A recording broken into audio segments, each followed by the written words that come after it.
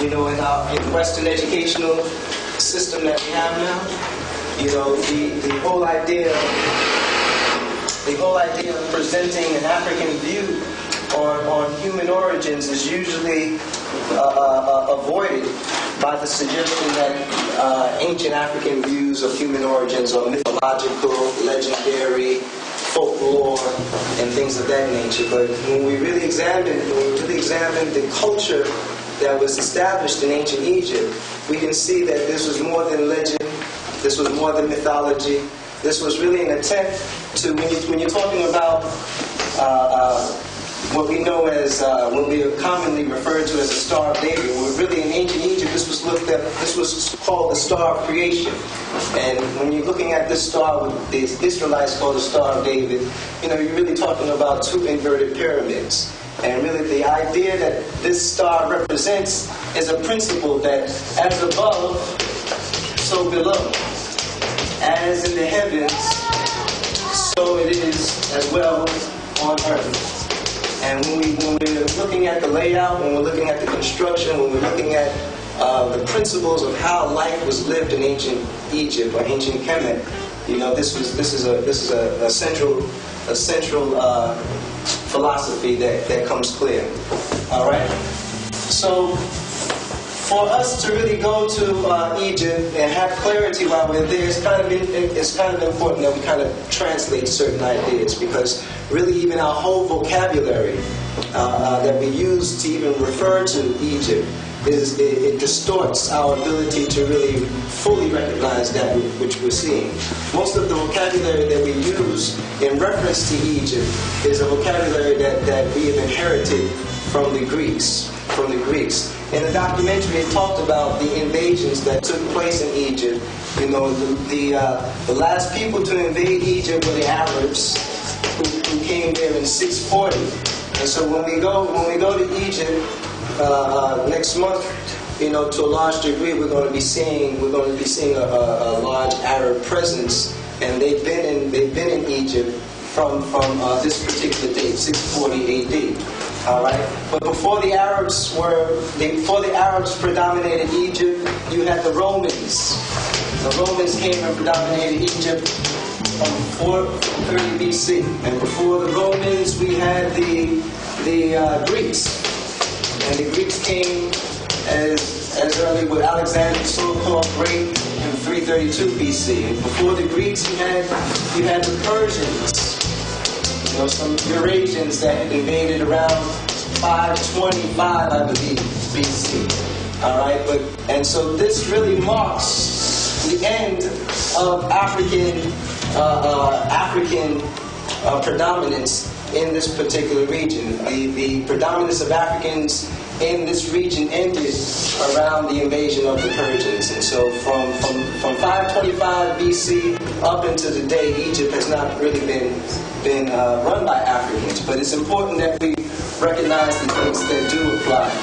All right, and the oldest date that Egypt has to give us is the date 4240 BC or BCE, and this is the date that the ancient Egyptians established the calendar that we use today. The Roman calendar is really based upon the ancient Egyptian calendar. So we were looking at today's date according to the ancient Egyptians. We're talking about the year 6247. 6247. Looking at the Kemetic worldview. Of course, this would be 2007 Rome. All right. What the Sphinx reveals is that there's water erosion on the Sphinx, but the Sphinx, of course, is in the desert, and so how could there be such massive water erosion on the Sphinx, and the Sphinx is located in the desert? Well, you would have to do geological research to see a time in history where there was a great flood in that region, or a great amassing of water in that region. And the date that geologists have found where there was a great flood is the date we were talking about this earlier today, Brother Julian, that 10,000 BCE, actually from 70,000 BCE to 10,000 BCE, this marks what they call the last stage of the worm glaciation period, otherwise known as the Ice Age.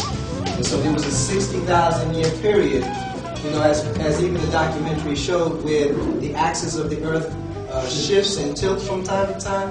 Well, from 70,000 to 10,000 BCE, the axis of the Earth was shifted in such a way that the northern hemisphere of the planet received little to no sunlight for 60,000 years. For 60,000 years, you had people in Europe that were born and to die. Some of them never seeing the sun.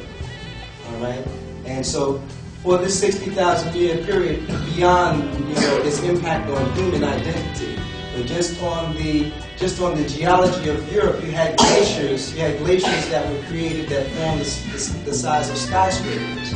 All right, around 10,000 BC, that axis shifts again, and when that axis shifts again, then we have this great flooding that takes place in that region. The flooding was so great that even the Sahara Desert that we know today, you know, they've done satellite projections of that Sahara Desert, and what they have found is that there are pyramids that are built in the Sahara Desert west of Egypt.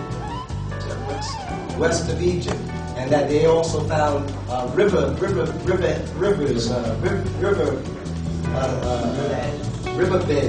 in that region as well. And so what this shows is that the Sphinx had to be built before 10,000 BCE. All right, and really, when you look at how, again, the way that the culture created itself, trying to put on Earth phenomena that replicated that which was taking place in the heavens, you would have to ask, when would they build the Sphinx? Well, the Sphinx is, of course, it's a lion body with a human head, and astrologically, it really points to the time of the Earth where we talk about the Leo age, or the Leo age. Right now, we are in the Piscean. We are in the age of Aquarius now. We just left a 2,000-year period that was the Piscean age. Well, when was the last time that the Earth was in the Leo age prior to this flood?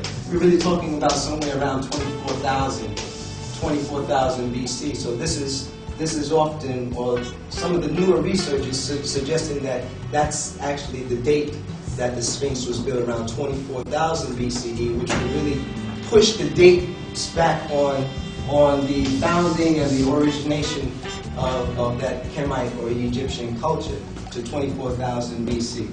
All right. What happens with the Europeans is that they're trying to make the dates line up with Mesopotamia. Right. That as well. That as well. All right. And so, but to really talk about Egypt, we really should be operating from an indigenous language. We should really try to capture the indigenous language. And the language actually helps us clarify that which we see in Egypt. That the language that we use, when we say the word Egypt, we're really speaking Greek.